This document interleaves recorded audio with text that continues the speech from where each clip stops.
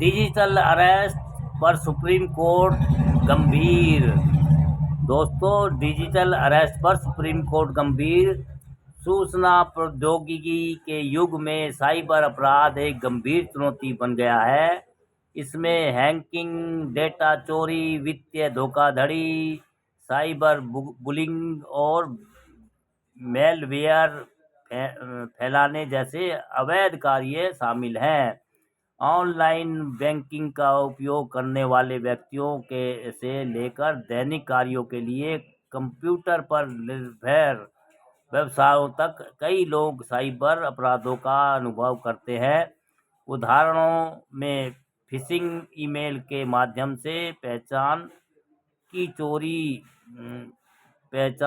चोरी, फाइलों की नुकसान पहुंचाने वाले वायरस और सोशल मीडिया प्लेटफॉर्म पर उपभोक्ताओं की लक्षित करने वाले ऑनलाइन घोटाले शामिल हैं। इन अपराधों में परिणाम स्वरूप वित्तीय नुकसान, भावनात्मक संकट और प्रतिष्ठा को नुकसान होता है। दुनिया भर की सरकारें सख्त कानून बना रही हैं और साइबर सुरक्षा बुनियादी ढांचों में निवेश कर रही हैं, लेकिन व्यक्ति भी इसमें महत्वपूर्ण भूमिका निभाते हैं। उपकरणों को अपडेट करना, एंटीवायरल सॉफ्टवेयर का उपयोग करना और संवेदनशील जानकारी को ऑनलाइन साझा करने से बचना साइबर अपराध को रोकने में मदद कर सकता है। रिजर्व बैंक ऑफ इंडिया बैंकों और वित्तीय संस्थाओं और ईडी जैसी जांच एजेंसियों द्वारा बार बार लोगों को आगाह किया जाने के बावजूद डिजिटल अरेस्ट के मामले में लगातार बढ़ रहे। डिजिटल अरेस्ट से ठगी का शिकार होने वाले शिक्षित वर्ग, पूर्व पुलिस अधिकारी, सेवानिवृत्त और मौजूदा नौकरशाह, युवा और वृद्ध महिलाएं भी हो रही हैं। डिजिटल अरेस्ट की पूरी प्रक्रिया लगभग तय है। आपको एक कानूनी प्रवर्तन अधिकारी का फोन आता है जो आपको एक गंभीर अपराध में फंसा हुआ बताता है। फिर फोन करने वाला आपको वीडियो कॉल के जरिए दूसरे आला अफसरों से मिलाने की पेशकश करता है। बदले में वह कानूनी लहजे में आरोपों की व्याख्या करता है और आपके दावे को न्याय व्यवस्था से पुष्ट करवाता है। जांच के दौरान आपको घर या यहाँ तक कि किसी कमरे में आप हैं वहाँ से बाहर न निकलने और किसी और से बात न करने के लिए कहा जाता है। आपको कड़े निर्देश दिए जाते हैं कि आपको अपनी लैपटॉप, कैमरा या फ़ोन बंद नहीं करना है। आपकी रोज़मर्रा गतिविधियों पर कभी-कभी तो कई दिनों तक सवालों की झड़ी लगाकर नज़र रखी जाती है। इसके बाद आती है गिरफ्तारी या आगे की कानूनी कार्रवाई के बदले में एक बड़ी रकम। तब तक आप डरे सहमे थक चुके होते हैं और बचने के लिए आप पैसे ट्रांसफर कर देते हैं। फ़ोन अचानक खामोश हो जाता है और पूछताछ करने पर वाले चले जाते हैं और आपकी ज़िंदगी भर की कमाई का पैसा बिना कोई निशान छोड़े गायब हो जाता है। एक सरकारी अनुमान के अनुसार पिछले वर्ष भारतीयों को लगभग 1,20,000 से ज़्यादा ऐसे घोटालों में 19 अरब रुपयों का नुकसान हुआ। चिंताजनक बात यह है कि 2022 और 2024 के बीच डिजिटल गिरफ्तारी धोखाधड़ी के दर्ज मामलों की संख्या लगभग 3 गुना हो गई है। साइबर अपराधी सीमाहीन व्यापार के समान अवसर प्रदान करने वाले अपराधी हैं।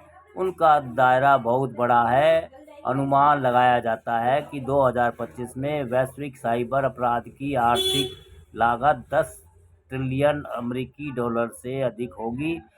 डिजिटल गिरफ्तारी धोखाधड़ी भारतीयों को सबसे अधिक नुकसान पहुंचाती नजर आ रही है। पीड़ितों में शिक्षाविद, बैंकर, व्यवसायी और डॉक्टर भी शामिल हैं। साइबर अपराध के आघात से उभरने में असमर्थ कुछ लोग आत्महत्या भी कर चुके हैं।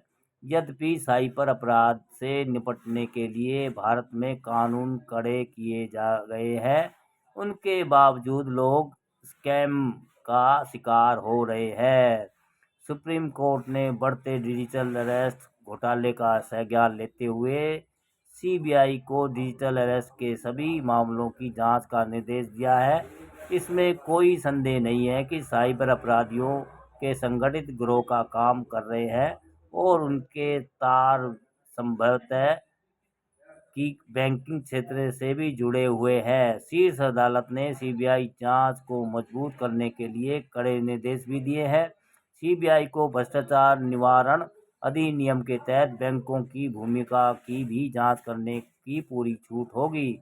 जहां डिजिटल गिरफ्तारी घोटाले के उद्देश्य से बैंक खाते खोले जाते गए हैं, रिजर्व बैंक आरबीआई से इस न्यायालय की सहायता करने के लिए कहा गया है। ऐसा क्या ऐसे संदिग्ध खातों की पहचान करने और अपराध अपराध की ऐसी आय को रोकने के लिए कृत्रिम बुद्धिमत्ता या मशीन लर्निंग को लागू किया जा सकता है।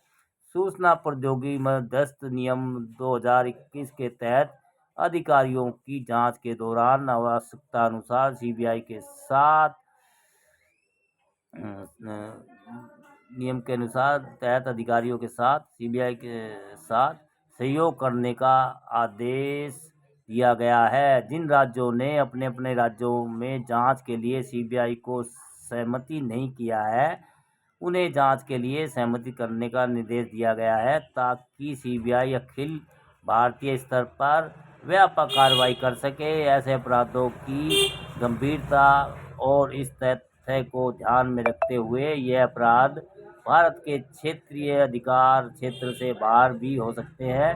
सीबीआई को आवश्यकता पड़ने पर इंटरपोल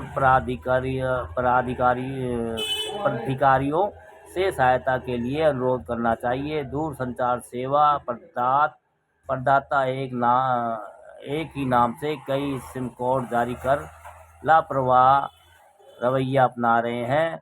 कोर्ट ने सिम कार्ड का दुरुपयोग रोकने के लिए भी निर्देश दिए हैं। धोखाधड़ी के लिए साइबर अपराधी अलग अलग शब्द गढ़ते रहते हैं, जैसे पार्ट टाइम नौकरियां के घोटाले में प्रलोभन देकर अभ्यर्थियों से रकम वसूली जाती है। लोग भी कानून प्रवर्तन और न्यायपालिका के साथ उलझने के डर से अपनी मेहनत की कमाई गंवा रहे हैं। साइबर अपराधी बड़े बड़े जजों के नाम का इस्तेमाल भी करने से नहीं चूक रहे। भारतीयों के लिए किसी अनजान नंबर से आया एक फोन कॉल ही उनकी जिंदगी में उथल पुथल मचाने के लिए काफ़ी है।